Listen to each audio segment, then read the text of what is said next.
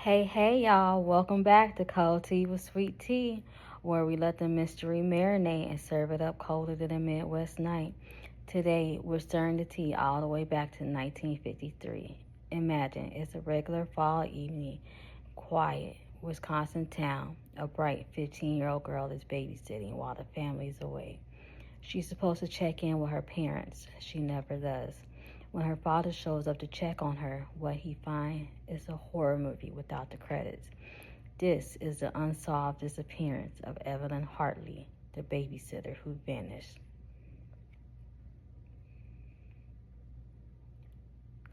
Evelyn Hartley was a junior in high school, honor student, track runner, the kind of girl who didn't cause trouble.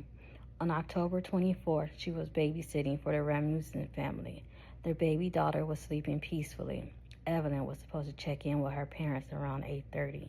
She never called. Her father, Richard Hartley, got word. He drove to the house. No one answered.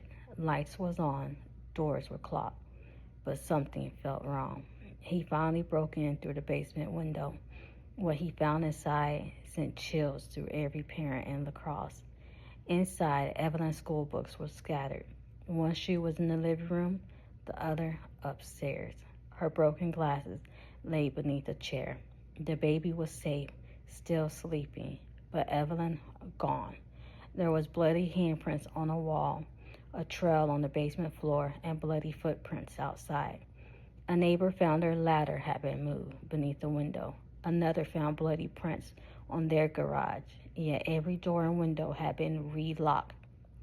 It's as if someone cleaned up just enough to confuse things, and it worked. Within hours, the entire community was searching. Over 2,000 people joined in. Planes flew overhead. Divers searched rivers. Bloodhounds picked up a scent, but lost it near the road. The FBI was brought in. They tested the blood. It was Evelyn's. Leads poured in, but none led to her. One farmer claimed he saw a car pulled over near the woods, its back seat covered with a blanket. When the driver saw him looking, they sped off. Another man said he heard a woman scream that night, but just thought it was a Halloween prank. Then there was a 19-year-old Ed Hoffer. He was out walking near the area and said he saw a car parked awkwardly on the shoulder. As he got closer, he heard voices and what he thought might be a scuffle, but assumed it was young people playing around. That car, he later remembered, matched the description of one connected to another missing girl. Too little, too late. Years later, a prisoner confessed to killing Evelyn. He said she was kidnapped, murdered, and buried. But then he recanted. Another man claimed he knew where Evelyn's body was, buried under the concrete slab in a nearby town. Police dug, nothing. One bizarre lead, a traveling vacuum salesman was arrested for suspicious behavior. In his journal, a list of girls. One name stood out, Evelyn.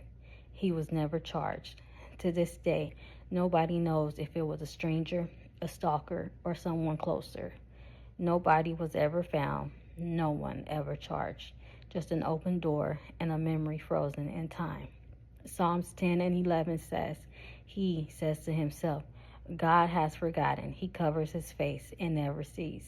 But God does see. Even when the world forgets, God remembers.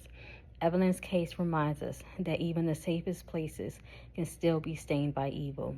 She was just doing what teenage girls do, working a babysitter gig, minding her business, and someone erased her from her own life.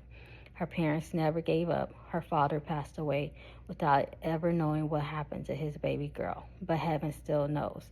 And I believe some mysteries won't stay buried forever. God specializes in resurrection.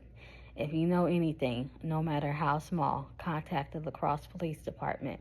Evelyn Hartley's case is still open, still unsolved, still aching.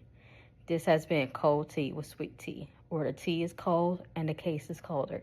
Until next time, stay prayed up, stay aware, and remember, sometimes justice delays, but God doesn't. Be safe, stay vigilant, and keep sipping on that cold truth.